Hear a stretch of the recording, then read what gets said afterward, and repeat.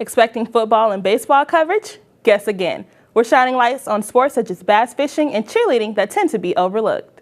Then we will wrap up with an inspirational story from the women's basketball team. Your Blazer Sports Report starts now.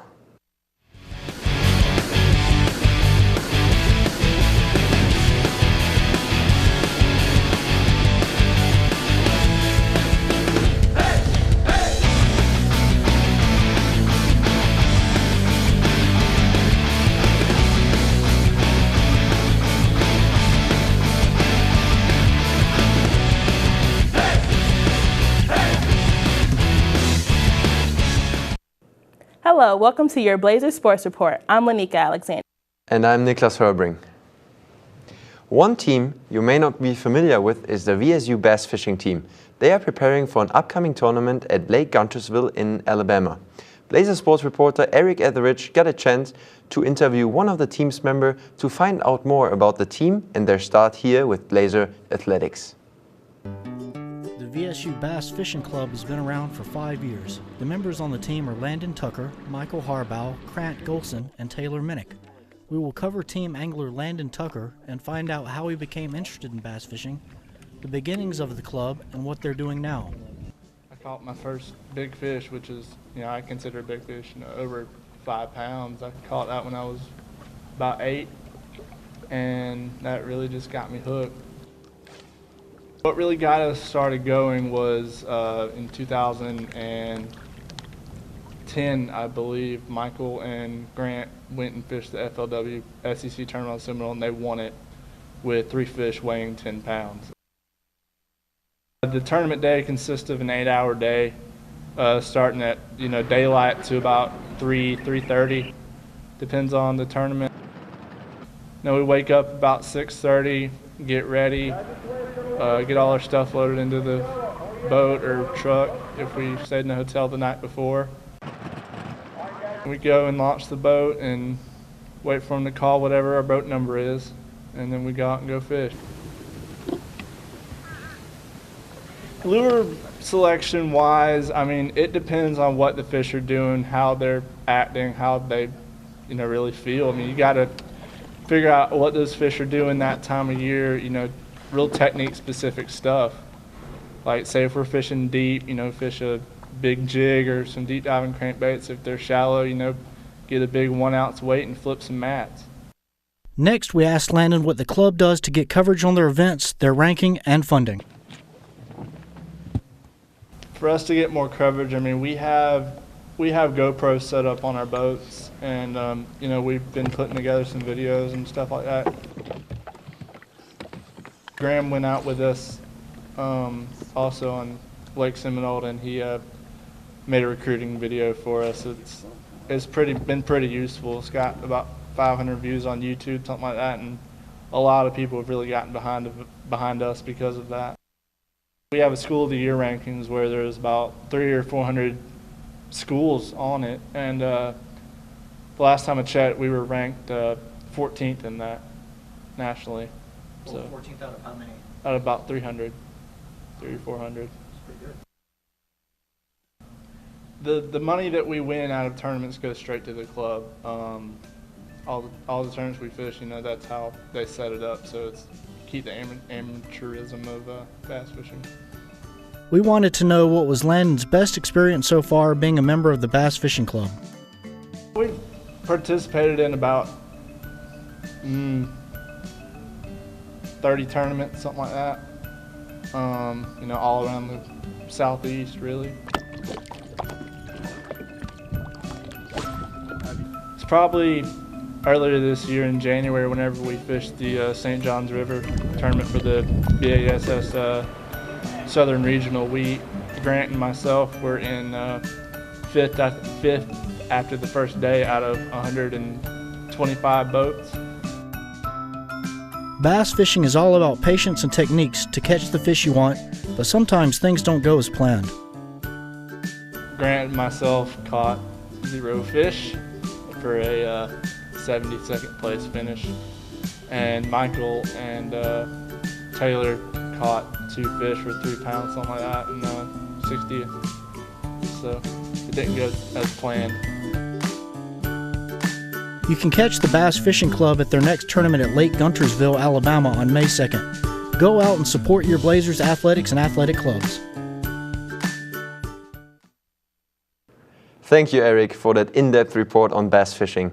We look forward to seeing them succeed in future tournaments. The VSU cheerleading team has been working hard all year to compete in the one competition that matters the most. The NCAA national competition has demanded a lot from all the competitors, especially VSU. Blazer Sports reporter Alyssa Riggs followed the team throughout their whole process to capture the hardships and positive moments on the road to nationals.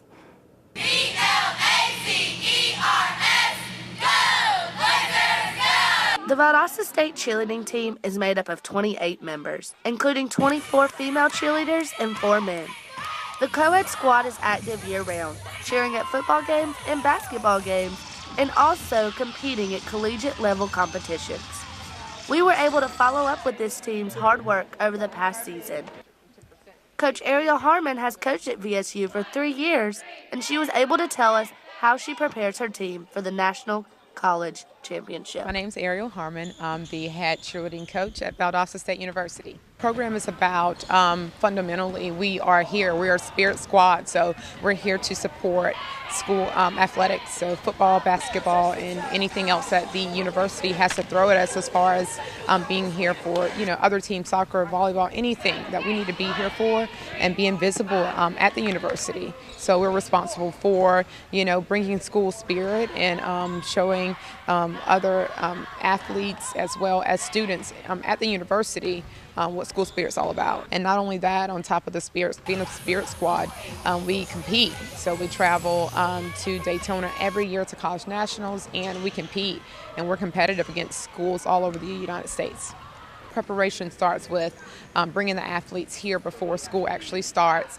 We go to preseason competition, which is cheerleading camp. Every year we typically go to Myrtle Beach, and we'll go for about 3 days, and we just compete in different arenas like a game day. How do we encourage the crowd to participate with us and give us feedback at games? So we participate in game day competitions. We want to get a bid to nationals every year, so camp is the place that you go to get that bid. It helps us financially to be able to afford to take the team to nationals throughout the year. We practice 3 days a week. We do workouts, morning workouts, sometimes 6 a.m. We like to do a lot of our skills at the game so that we can continuously practice those skills and keep them fresh and keep them prepped and ready for national season. College nationals for us is everything. I've been here in different capacities, whether I've been a coach or I've been a spectator or I've actually cheered here. So for the past over a decade, probably about 12, 13 years, I've been here and watched this program grow. And for us, College National is a huge part of what we do. It gives the world an opportunity to see our personal talents and to see our university in a competitive light. My name is Coley Ward, and I've been cheering for 6 years, but this is my first year at VSU. Our coach is really expecting us to go out there and hit a perfect routine. She's not expecting us to win. Of course, she wants us to win, but she's really expecting us to go out there and provide good feedback for our school and just hit a perfect routine. We're a really strong team this year. We have our moments, but it's just because we care about each other and we want everyone to do their job good. But we went kind of a different route this year. We have a different style of cheerleading, and I actually think it's going to pay off this year. My name is Shannon Larry, and I'm a cheerleader here at Valdosta State University. Being a cheerleader here, it's a lot of work. We have to prepare for the biggest competition of the year, which is College Nationals, NCAA College Nationals, and it's in Daytona, Florida. And for Nationals, the first day is called prelims. For prelims, you practice a 45-second cheer to get the crowd involved, and you have certain stunts you can do and a lot of rules you have to follow.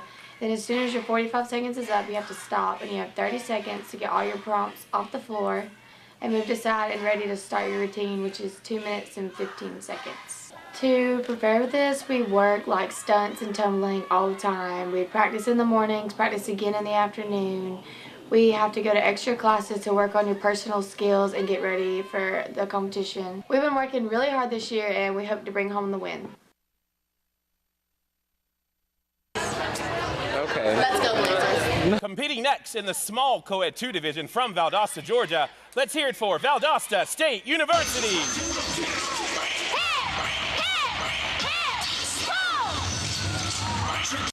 After months of hard work and dedication, the Valdosta State Cheerleading team truly proved themselves at college nationals. The competition was held in Daytona, Florida, and it included teams from all over the nation. Valdosta State competed at a high skill level with plenty of school spirit. The VSU squad represented our Division II school and advanced to the finals and ended up placing third in the nation. We are so proud of the VSU cheerleaders for their outstanding performance at Nationals. They represented VSU with honor and embody everything that the university stands for. Not every basketball player starts off with a dream of becoming a WNBA star. Some start off playing sports completely different. This is the story of a young woman who faced adversity and a series of challenges to find her love for basketball.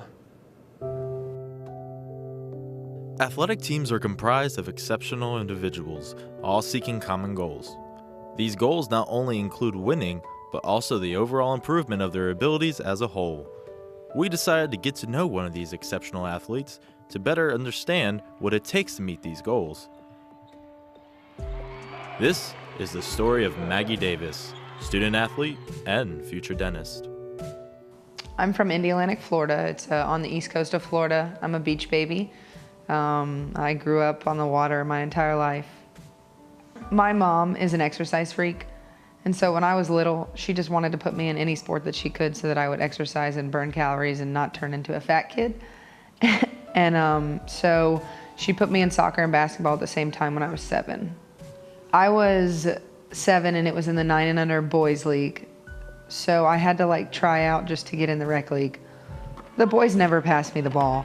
So I basically just ran up and down the court, but I mean, it was good. And then after that, I started to go into competitive basketball when I was about 10. When I was little, I would always try to find something that I was just good at. And to be honest, it wasn't necessarily that I was I found out that I was most passionate in that, but I just realized, hey, I'm pretty good. You know, let me take something that's gonna maybe take me a little bit farther in life and maybe help me get a free education. So when I started playing competitively and I realized that I had the opportunity to play in college if I worked hard enough, I decided that, you know, through high school and through recruiting and all that, that I was going to take that next step. The pivotal moment in basketball for me was when I had knee surgery, and I had a very, very long recovery, and it was just one of those things that I had to tell myself, you know, you're going to get over the hump and you're going to make it to the next level, and you're going to play again, and you're going to be just as good as you were before. So I'd say rehabbing and getting through that step in life and that obstacle was probably one of the hardest things that I've ever been through. And I think right then was when I knew that I loved basketball most, because I had never missed it so much when I wasn't given, because I didn't have the opportunity to play, and you don't realize what you have until it's gone. My biggest fan's my mom. I'm an only child, and I've been raised by a single mother my entire life, and everything has always revolved around me. And I would say that, you know, she lives, eats, and breathes my basketball, and it's going to be really sad after my senior year when she can't watch me play anymore. If there was one thing that you asked my teammates, what would be one thing they say about me? They'd probably say that I was really goofy and weird, and they'd probably say that I was a nerd, and they'd also probably say that I have a really high heart rate. I know. We have heart rate monitors that we use, and I always have the highest heart rate. I think it's just genetics. But they'd probably say that, and they'd probably say that I'd always have their back. I hope so. I don't know. Probably what I'm going to miss most is the thrill. I think being a part of something more than just yourself, and, you know, it's really amazing to have all the boosters come, and they're watching you, and they want everything to do with you, and they're putting their money, their hard work money towards you, because they think that you're part of something that's going to go bigger and farther than the average human being. And I mean, the memories, they're never going to die, but you're always going to remember the memories and the laughs and the road trips and the hardships that you go through together. I mean, the one thing that you can always say is this isn't an individual sport. So when I go through something hard, or I'm going through a tough game, I know everybody else is going through a tough game too. So I think the best thing is to be able to look over and know that you're not the only one going through it. And I'm definitely going to miss, you know, the laughs and all that stuff, and being able to know that I have 14 other sisters and I'm not an only child all the time. Maggie Davis will be entering her senior year here at Valdosta State University, and we look forward to all that is in store for the 2015-16 basketball season. Stay tuned for more updates on Maggie Davis as well as the Lady Blazer basketball team next season. All these teams have been working hard, so be sure to get out there and show support in their upcoming seasons. Once again, I am Niklas Herbring. And I'm Lanika Alexander. Be sure to stay on the lookout for more coverage on all Blazer athletics this fall. Go Blazers!